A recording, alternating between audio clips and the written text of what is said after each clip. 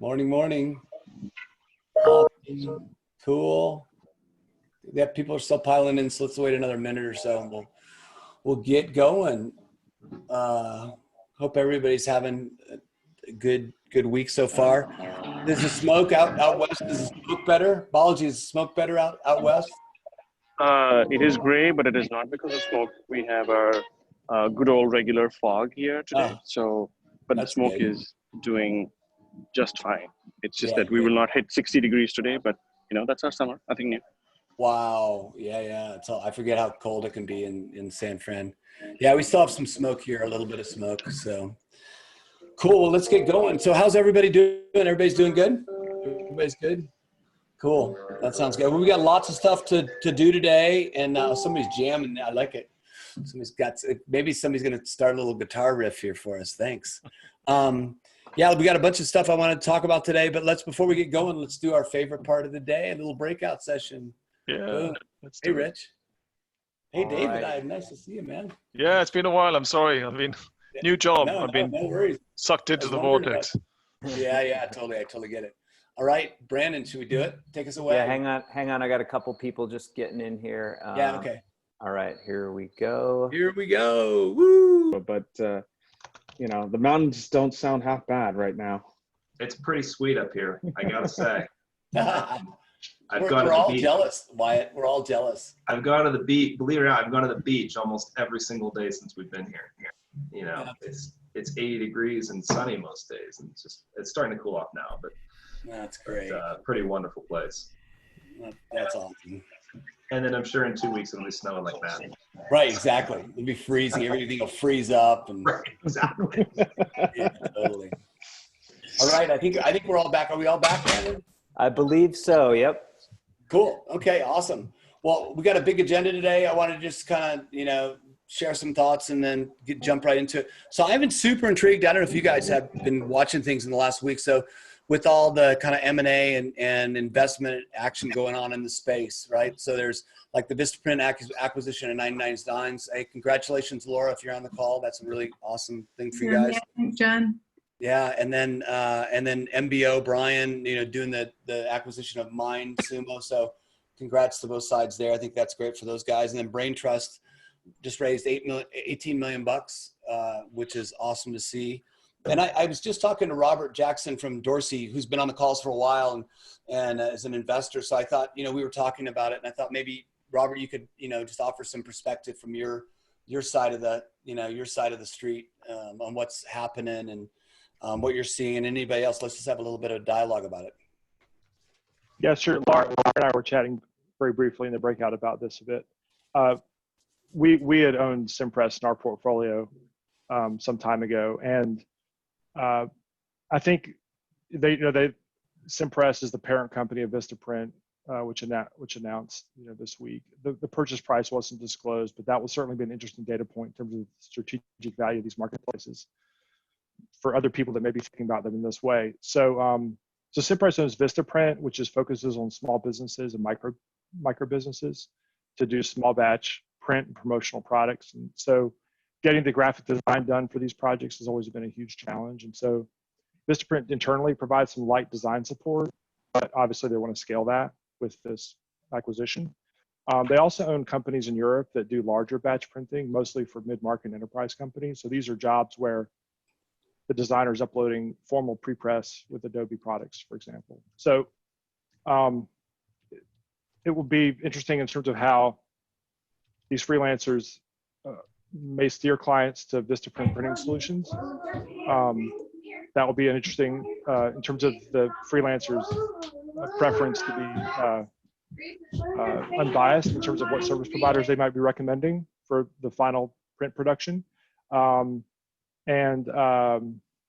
I think that's about all I have to say. I mean, it's very interesting, and for those reasons, I think. We've also seen a big run in the fiber stock lately too, right? Yeah, for sure. That one I'm not as up on, but yeah, it's been impressive. Yeah. So from my point of view too, it's amazing how many in the last few couple weeks, how many new entrepreneurs are coming into the marketplace and have asked kind of for meetings on advice and where things are going in different kinds of spaces. So it just feels like it's really heating up, and I think, we're all in the right place at the right time. Anybody else have any thoughts on kind of what's happening on the investment side of things?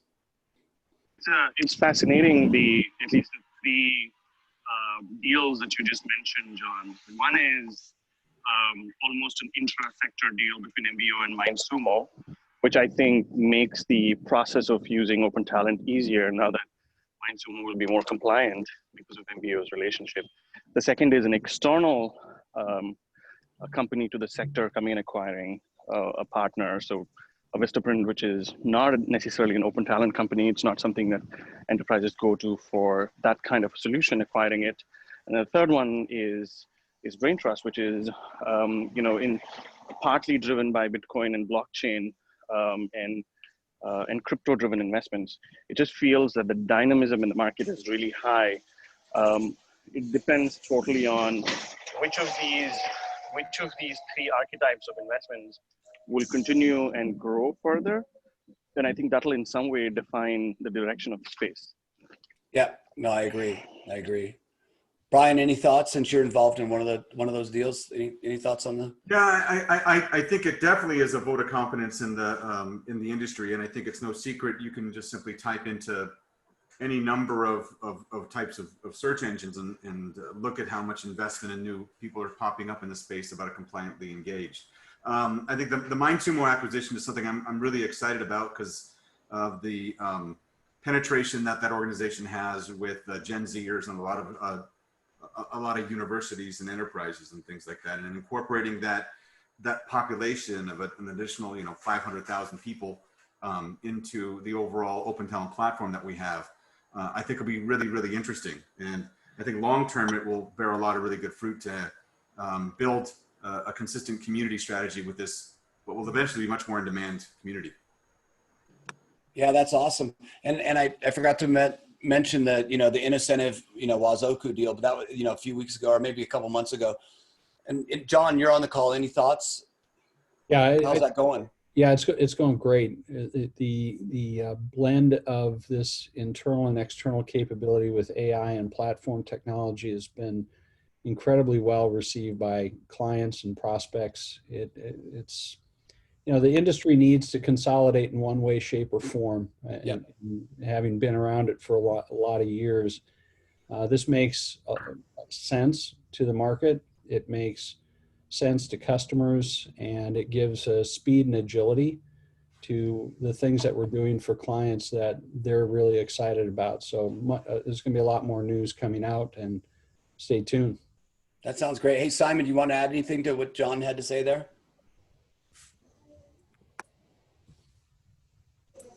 Hey guys. No, I think John's covered it. Sorry, I was having a bit of connectivity issues, but I hope everyone's doing well.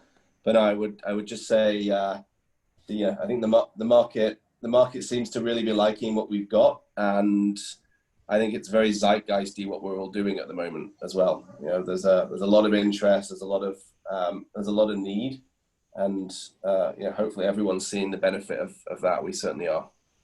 Yeah, that's great. Cool. Thanks, Simon. Appreciate those comments. Anybody else have any thoughts? Cool. Okay. Hey, Dave Messenger from Top Coder and I had a really, really great conversation last week. I've been really concerned. I think one of the things we've been thinking about in the, Center for the Transformation of Work is how do we get, some kind of accreditation. Brian and I are working on that, and a bunch of other people. And I really appreciate all the work.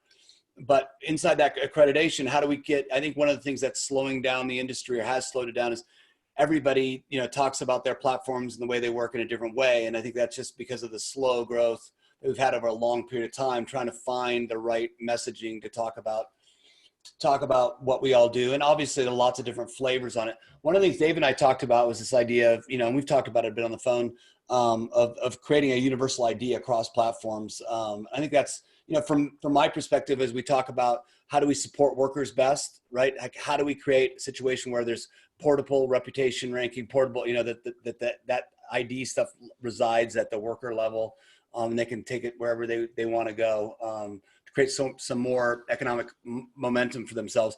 But Dave, I'd love for you to share some of the things that we talked about, because I thought it was super cool and something that the group would probably love to give some feedback on.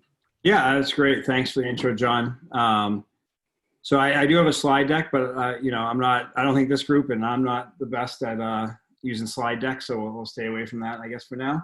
But I'll share one out afterwards. And there's a great article from McKinsey about the biggest problem with the gig economy they feel right now is the digital ID. It's actually almost, I think it's a little over a year and a half old, and I still don't think there's really been any great progress in that. And I think it comes down to, like, without that sort of digital ID, the main issues is, like, there's a lack of trust, a lack of confidence, a lack of transparency. The old internet joke is, on the internet, no one knows if you're a dog or not. It's sort of the same thing. Like, no one knows who the gig workers really are. The background checks, other validations, they're often repeated by all the different platforms. A resume is accurate. Are they unverified? Are you able to tell if a person can do things? And then checking your references is just an onerous, slow program, right?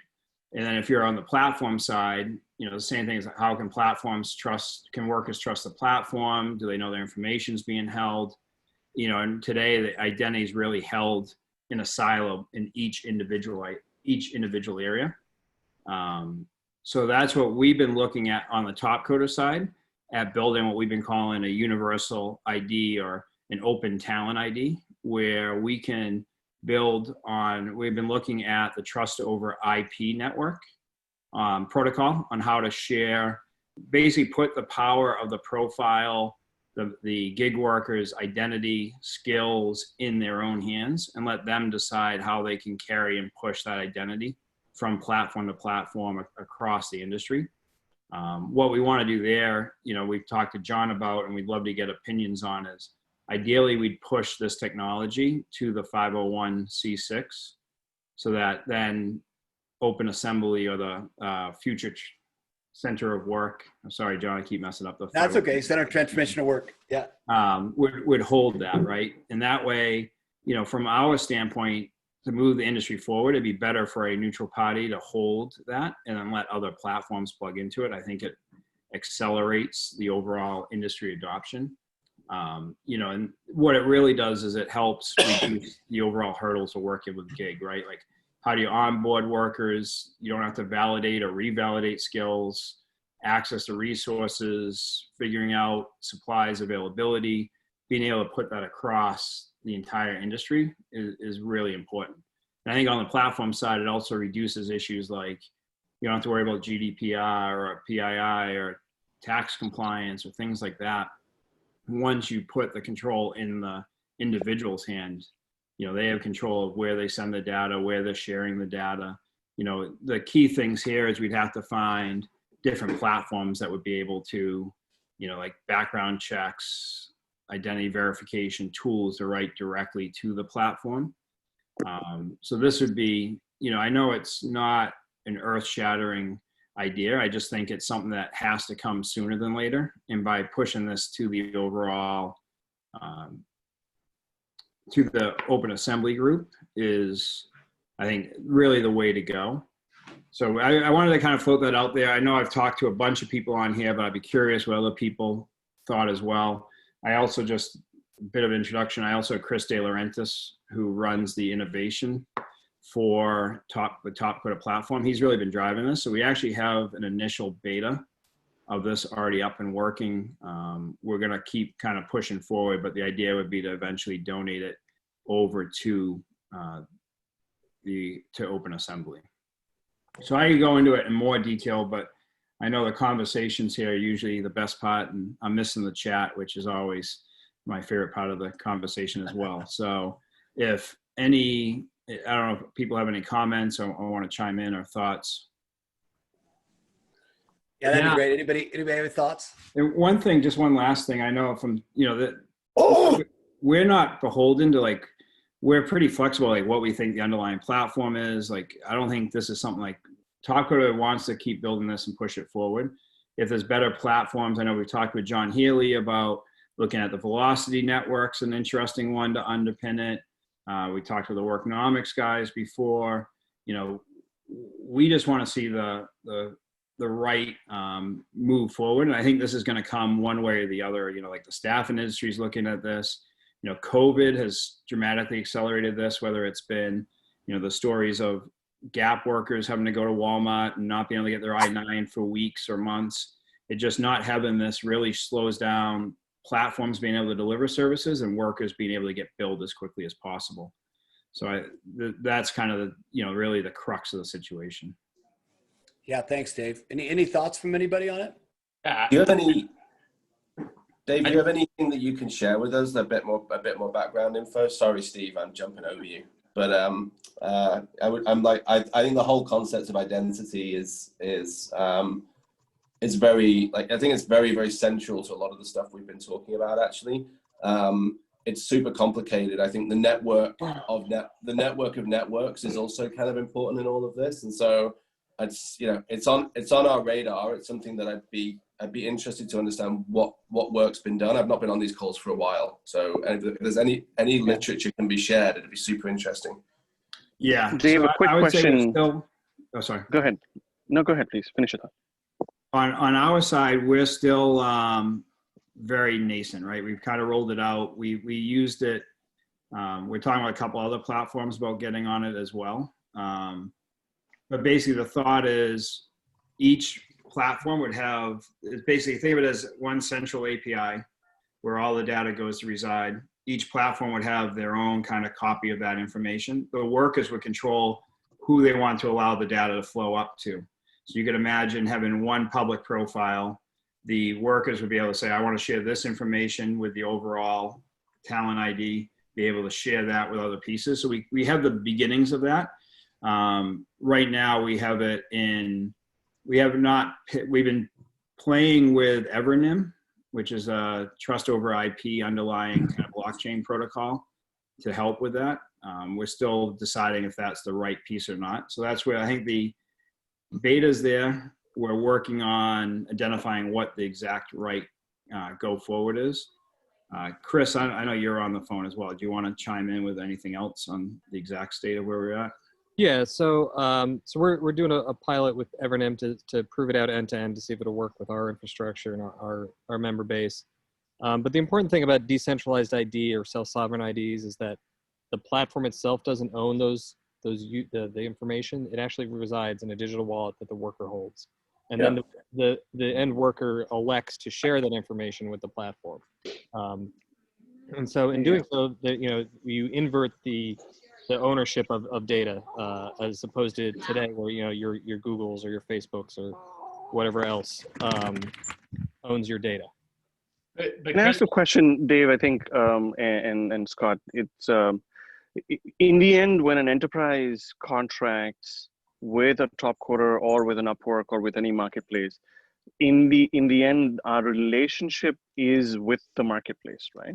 So we're expecting the marketplace to be responsible for the trust and how it wants to authenticate its people to pay for it.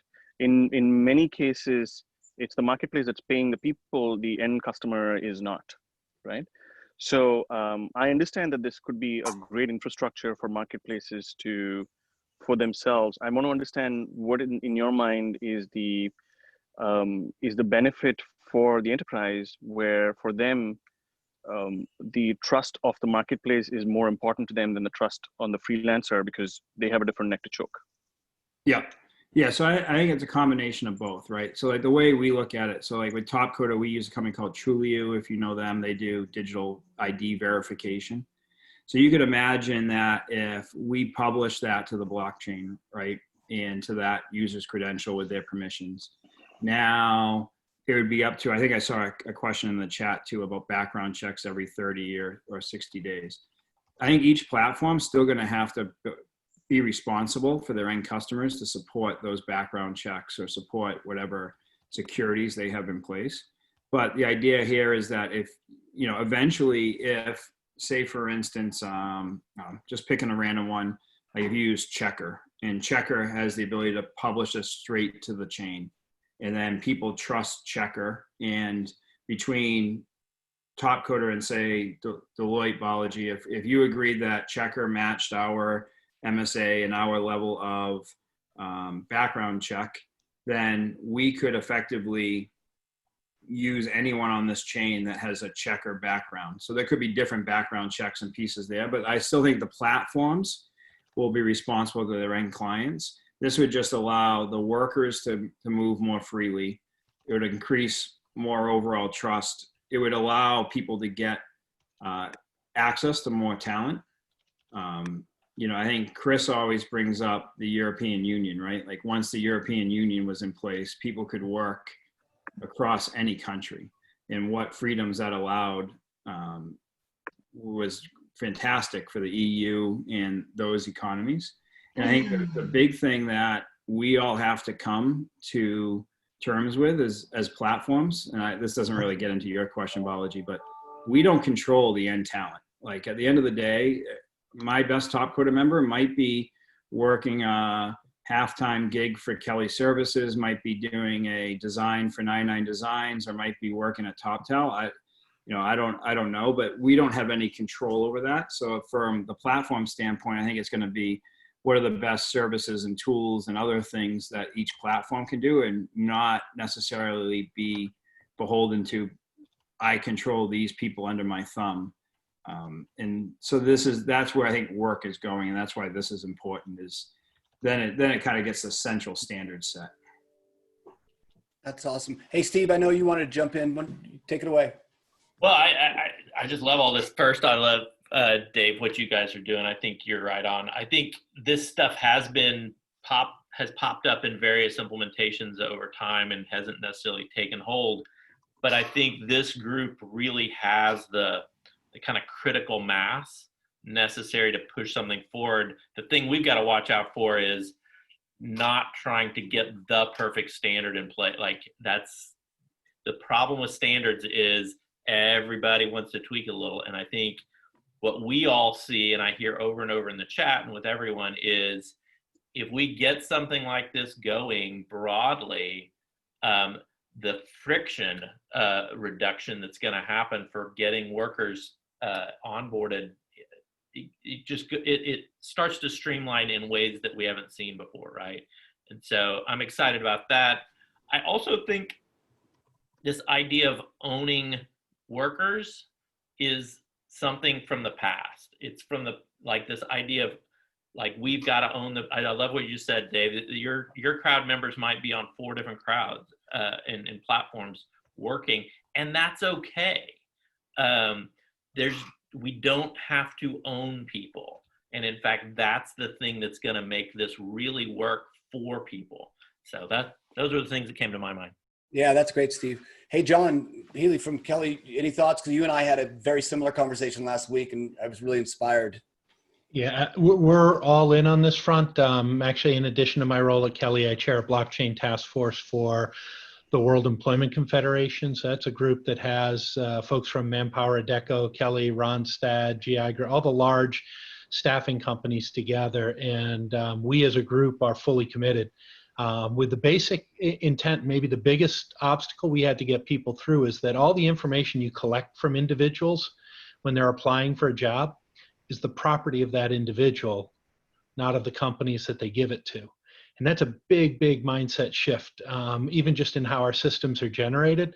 But the opportunity to streamline process, take cost out, and put more control in the hands of the worker has massive upside for every one of those intermediaries, even though there's a recognition that it could threaten their role as a labor market intermediary.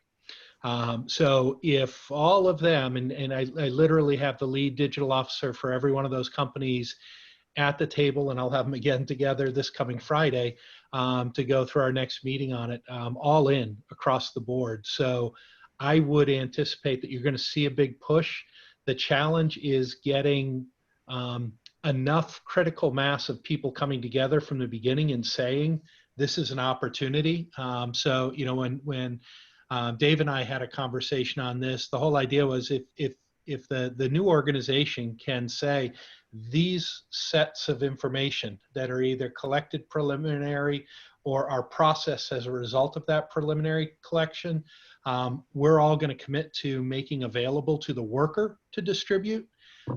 You could really open some things up and create a standard for the marketplace. Beyond the technical standards that need to be there, that's a different thing. And that does not need to be exclusive, but I think you would get a degree of adoption that large enterprises would feel very good about seeing someone take a stand in this area. That's great. That's great. Well, thanks, John. Anybody else? I think this is such a fruitful conversation. Dave, I'd encourage everybody to reach out to Dave or reach out to me. And Dave, maybe we could put together a little working group to give you guys feedback as you build this out. Folks that want to participate. I saw Simon give a thumbs up, so I'll make sure I'll connect you guys. But anybody else that wants to participate, let's just keep this conversation going, and then maybe you guys can report back to us and let us know how it's going. Sound good, Dave? Yeah, that's great. And I think, ideally, we talked with Brian, like being able to maybe give us the standards committee or talk through with more of some of the working groups around how we could implement this and move it over the 501c would be great. Yeah, great. Well, we'll figure that out for sure. Thanks. Speaking of the Center for the Transformation of Work, yesterday we had a great, meeting, or maybe it was yesterday or the day before. We had a great meeting of the kind of the committee leads, and instead of me talking about Ashley, are you on the call? I'd love for you to. This was kind of your and Mary's idea originally, but would love to kind of get your feedback on the call and kind of what you thought came out of it. Yeah, great. And sorry, I've got a little bit of background noise here, so let me know if audio is not working. But I think what came out of the call really is, John, I loved what you said about let's make sure that we do the right work in identifying who is our core customer and what are they buying, and not just, I think it's important to move the needle, but make sure we're doing the right work and that we're clearly still in the discovery phase. I'm not sure if Mary's on the call today, but we talked a lot about sort of who is our core customer, what approach do we want to take, and how can we identify personas that will allow us to create several playbooks and to market externally. So I thought a lot of good things came out of the call yesterday. Mary, are you on? Do you want to talk about some of the work you're doing? I am. So this is kind of just to reiterate some of your points, but I echo John's sentiments that we want to do the right stuff versus be duplicative or go down a path of pulling things together where there's already a good enough competitive alternative through content, through leadership, thought leadership, et cetera. But a couple things, we were brainstorming using a mural board to download feedback from this group on what the key strategic triggers we've seen from the demand side and the supply side, as well as the key reactive or more tactical reasons organizations have gone with open talent, both from the supply and the demand side, and using these sessions for everybody to enter in their Post-it note feedback onto the digital whiteboard. The idea being that we'll be able to get a lot of this information aggregated faster and take that content to refine a very targeted persona or set of personas that we build this for. I think it's really tempting for this group, given the depth and breadth of our capabilities, to try to solve for everything from a persona standpoint.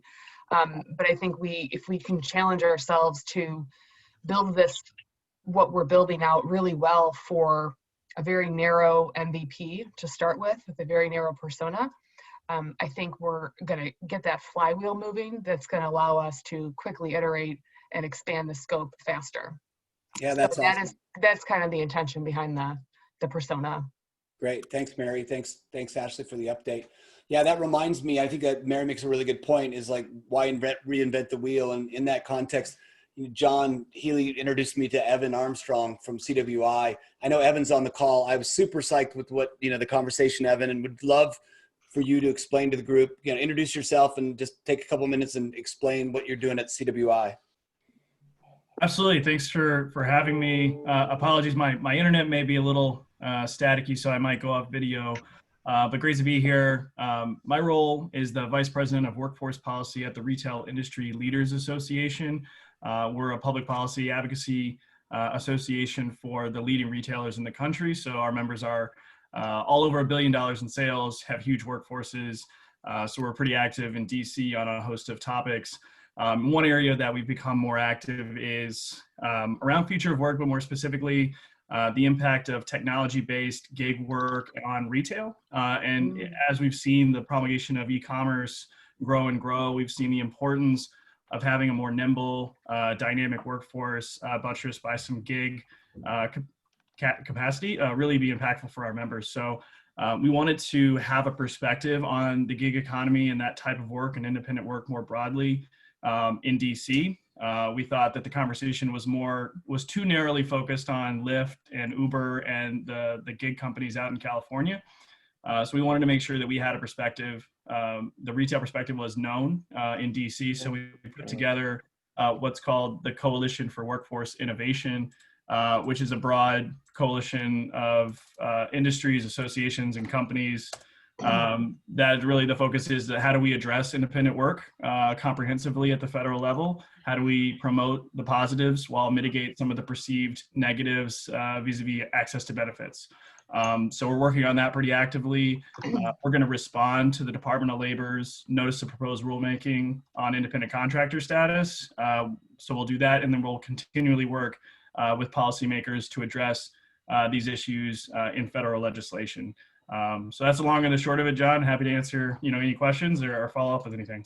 Yeah, that's awesome, Evan. No, I think a lot of people, we've had a lot of those conversations, and certainly we would love to, I think all of us would love to work with like-minded groups that create more momentum and build a bigger coalition and a bigger community around things.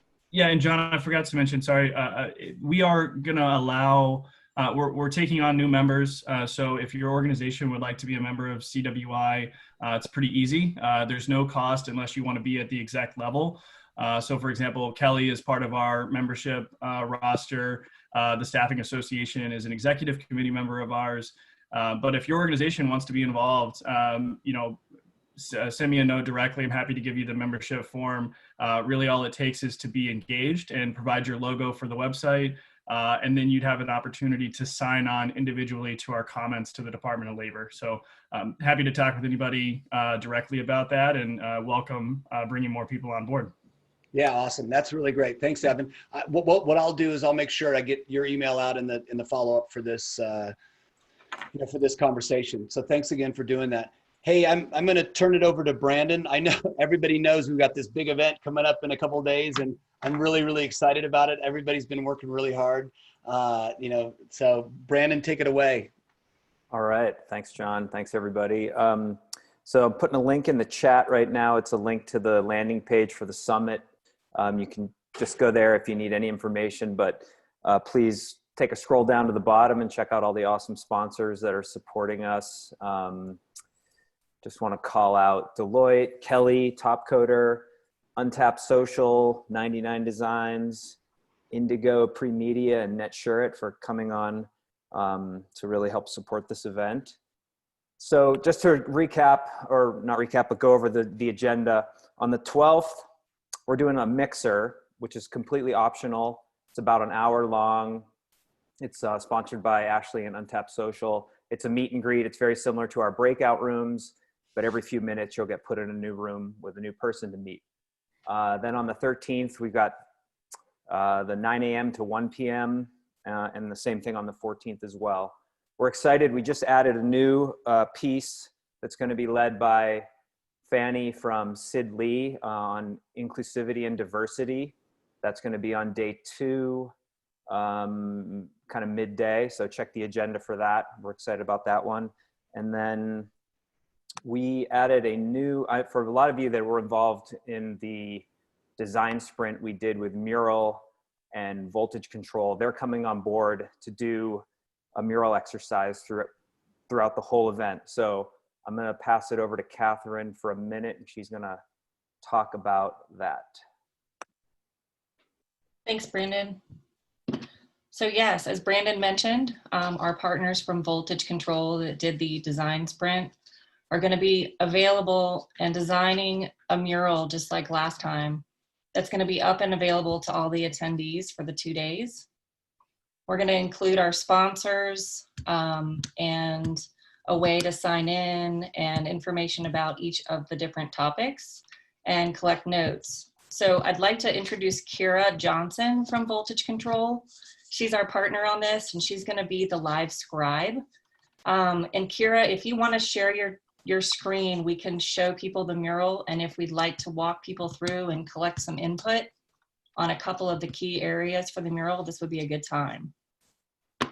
Yeah, one thought here, just some color commentary. I just love the way that, for those of you guys who provide the, in the design sprint, that we had this kind of artifact after the fact to think about things, right? And so I love this idea of having a mural going the whole time. Everybody can participate in, but then we have our notes, right? Somebody else is taking notes for us all, and we can participate in that. So it's a really, really cool thing. Yes. Hi, everyone. We're super excited to be able to offer this really cool interactive feature for Open Assembly. And my apologies that Douglas isn't on and can speak to this a little bit more, but we're super excited to be able to offer this really cool feature. I'm going to go ahead and share my screen, and you may notice I did actually take a couple of notes as everyone was kind of sharing throughout our kind of interactive conversation, but let me go ahead and share my screen. Here we go. And I will also include the link to the mural so that way everyone can kind of also share.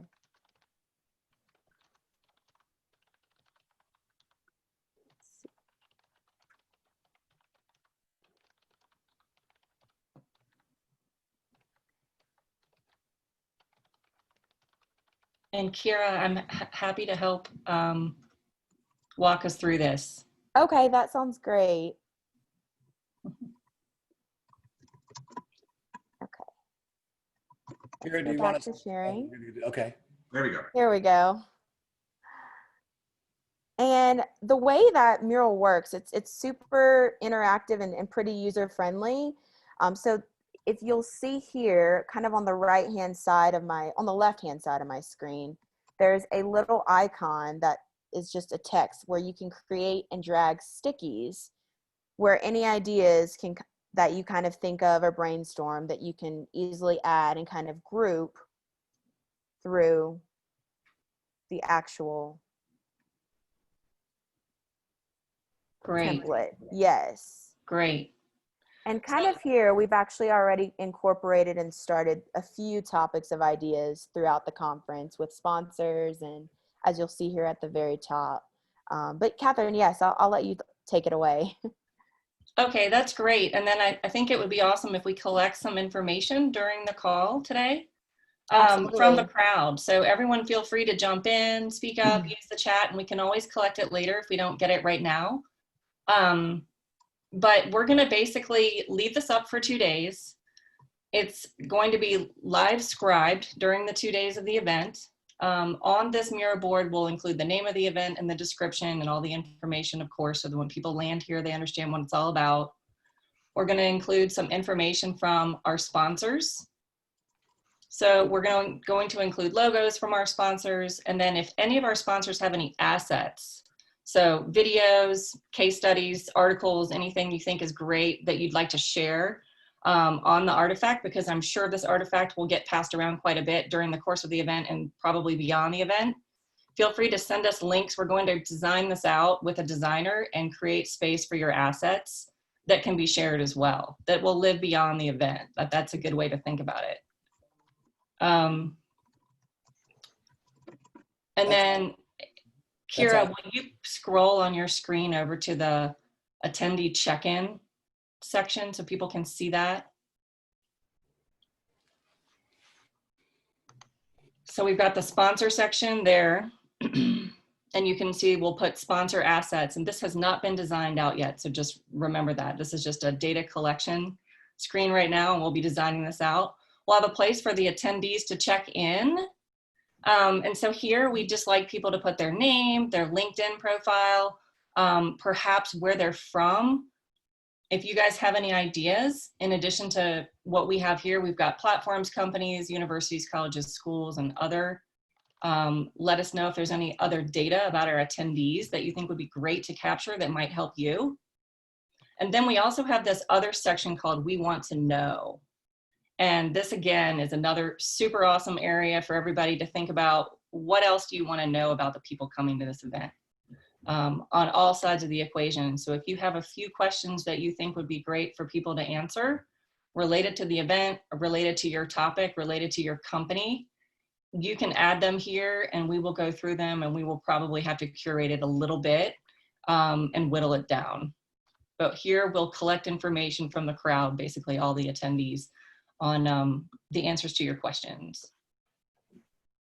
That's great, Catherine. Thanks. Really appreciate it.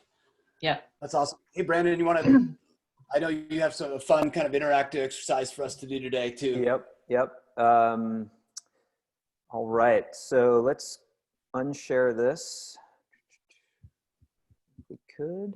And so if you haven't registered for the event yet and you're planning to attend, please do so ahead of time, because it's not a simple, click on the Zoom link and you're automatically in the session. So spend some time getting registered and ready to go for the event. And for those of you that are speakers and you've already been added as a speaker, you're automatically now an attendee and you can attend all the different sessions. So I just wanted to make that clear.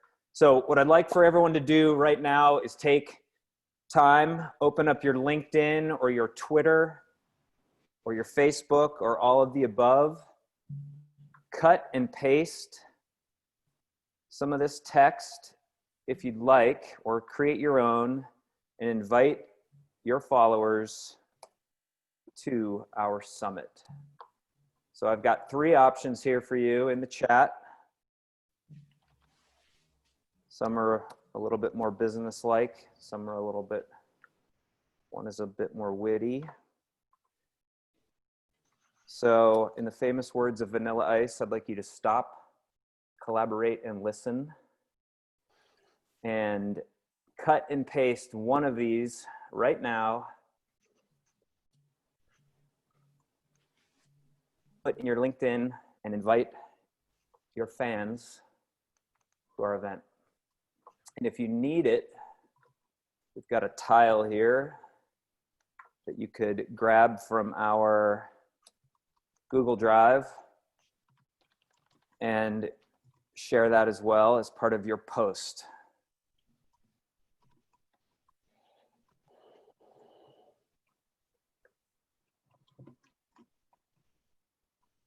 And you have to write "done" in the chat room so I can put some peer pressure on you all. Love it. I have a question. I'm sorry, I lost audio for a moment. I don't know if this was covered, but I was wondering whether the OA Summit the sessions would be recorded. I have 2 full days of internal offsite meetings myself, so I was hoping to listen to any recordings if they're available. Yeah, you bet. It's all recorded, and as soon as it's available to share afterwards, everyone who's an attendee will get access to that recording. Yes, I total fail on my part. I forgot the hashtag OA Summit 2020. Ashley, I'm sorry. It's okay, Brandon. We'll forgive you only on this one. Okay. It'd also be great to have everybody invite 3 people that they think would be benefit from this as well. It'd be awesome. And Brandon, you and I talked about that this morning. Yeah. If you could take some time, go through your Rolodex, think about 3 to 5 people that you think could get value out of conversations like the amazing one we've had today. That would be outstanding. And you can feel free to use this code, give them a little discount. OA Summit 20. And Any that stats will, as of now, Brandon, as to how many people have accepted or are going to join? yeah, we're hovering right around 85 people right now. And it's growing every day by quite a bit. So what we've learned is with these digital events is there's a big push of registrants right before the event. So I'm hoping to get everyone going ahead of time though. We should put some peer pressure to ensure that the 60 people on this call have joined in. Oh, I like that. I'll have to do a little cross check after I download this registration report. Because I know we have at least 25 of Deloitte's clients that have joined. So that makes it 60 here, which is just on the mark of the number of people on this call. Yeah. Balaji's throwing down a little competition there. Did anyone catch that? I know, right? Balaji's got it. Not only the shoes, but also the number of attendees. And remember, this people can, it's virtual. So, your colleagues can bounce in and out. They don't have to, be there the whole time. So Balaji, some of us only have like 3 friends. So yeah, you live in Texas. You have like 100 miles of land for yourself. It's difficult to make friends like that. Awesome. Well, thanks, Brandon. Anything else on the event? No, I think that covers it. The big thing is to get registered ahead of time because we don't want you to have to be fumbling to register right before the event's about to start. So. Yeah, and I'd especially want to call out and thank Diane and Steve and Balaji. They're running sessions, and they're gonna, they've asked a bunch of other of you guys to join them in their sessions, and I think they've done a superior job of getting really great, ideas together and super interesting talent. So I'm really looking forward to it. Lots of new voices that are coming into the conference. It'll be fun to see kind of how the alchemy of those of us that have been in this conversation for a bit and some of the new folks. So thanks for being patient with us. I know this is a pretty fast lift, and I really want to just thank Brandon and Catherine for, leading the charge here, because it's been pretty fun to watch how fast they can get this together, and it's going to be a great event. One more thing we actually forgot to mention, I think, Catherine, was the after hours party